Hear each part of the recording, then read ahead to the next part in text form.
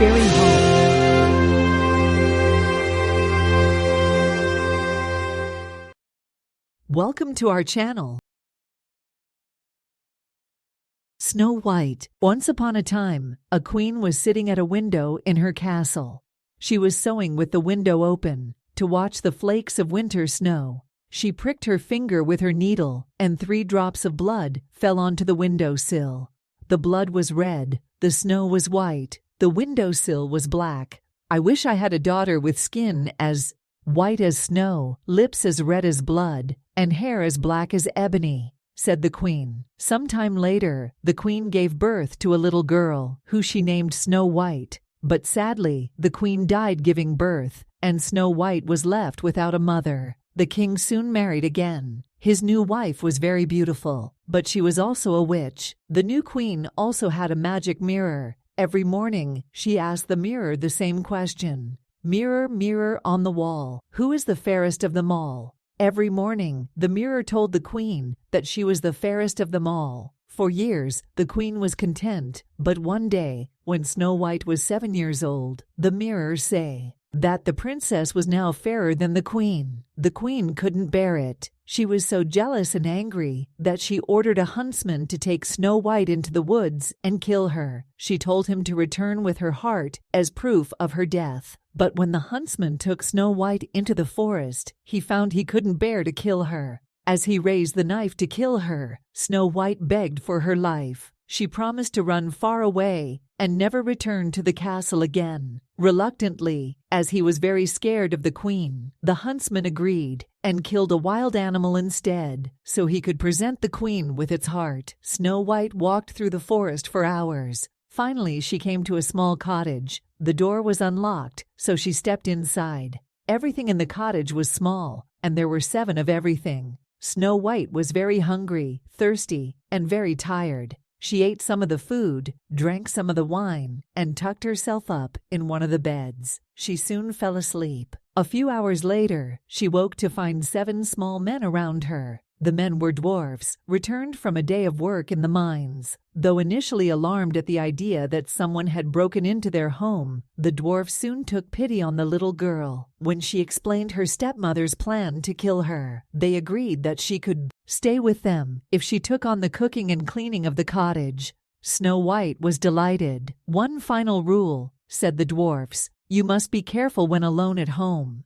Don't speak to any strangers or let them in the house 10 years past." Snow White grew into a lovely, beautiful young woman, and she was getting on well with the dwarfs. The evil queen, meanwhile, was still obsessed with the idea of her own beauty. She turned to her mirror again and asked, "Mirror, mirror on the wall, who is the fairest of them all?" The mirror told her that Snow White was still the fairest of them all.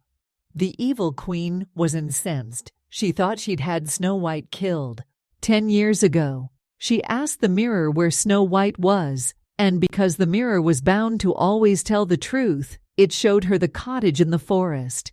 Having already been betrayed by the huntsman, the queen decided to kill Snow White herself. She set out to the cottage, disguised as an old peddler. She knocked on the door, and when Snow White answered, she showed her the beautifully laced bodices she was selling. She even offered to show Snow White how to lace them up. Snow White agreed, but as the queen tied the laces, she pulled so tightly that Snow White couldn't breathe and collapsed. Thinking Snow White was dead, the queen left. But luckily, the dwarfs returned and unlaced the bodice just in time. Snow White took a huge gasp and was revived. Pleased with herself, the evil queen returned to the castle and turned to her mirror, asking, "Mirror, mirror on the wall, who is the fairest of them all?" "Snow White," said the mirror. Again, the queen raged. She returned to the cottage, this time dressed up as a tradeswoman. She knocked on the door and showed Snow White a beautiful jeweled comb. She showed Snow White how to wear it, but of course, the comb was laced with poison. When the queen tucked it into Snow White's hair, Snow White collapsed. Once again, the queen was convinced that she'd killed Snow White and fled back to the castle. But when the dwarfs returned home, they removed the comb from Snow White's locks, and she revived. The queen asked her mirror "Mirror, mirror, on the wall, who is the fairest of them all?" "Snow White," said the mirror. The queen was livid. One final time, she made her way to the cottage. This time, she was dressed as a farmer's wife. She knocked on the door and offered Snow White an apple. To make Snow White feel more comfortable about taking a bite, she cut the apple in half. The evil queen took the green half and offered Snow White the red half. "You see," said the queen, taking a bite. "It's fine." Snow White took a bite, and of course, the red half was poisoned. She fell to the floor, and convinced that Snow White really was dead, the queen fled back to the castle. The dwarfs returned to the cottage and found Snow White lying on the floor. This time, nothing they did could revive her. Together, they placed her in a glass coffin outside and mourned her death. The next day, a prince was riding by. He came across the coffin and was struck by the beauty of the girl beyond the glass. He knocked on the door of the dwarf's cottage and asked for the story. The dwarfs told him all about Snow White and the witch, how they'd found Snow White lifeless on the floor for a third and final time. The prince asked if he could take Snow White's body back to her father's castle, her rightful resting place. Reluctantly, the dwarfs agreed. The prince and his men transported the coffin through the forest. As they walked, one of his men tripped over a root and stumbled. He dropped his corner of the coffin, and a piece of apple was dislodged from Snow White's throat. Once it was free, she was magically revived. The prince opened the coffin and immediately asked for Snow White's hand in marriage. She agreed and went with him to his kingdom. The prince invited everyone in the land to their wedding, except the evil queen. Meanwhile, the evil queen was back at the castle. She consulted her mirror. "Mirror, mirror on the wall, who is the fairest of them all?" The mirror explained that a prince of a nearby kingdom had a new bride.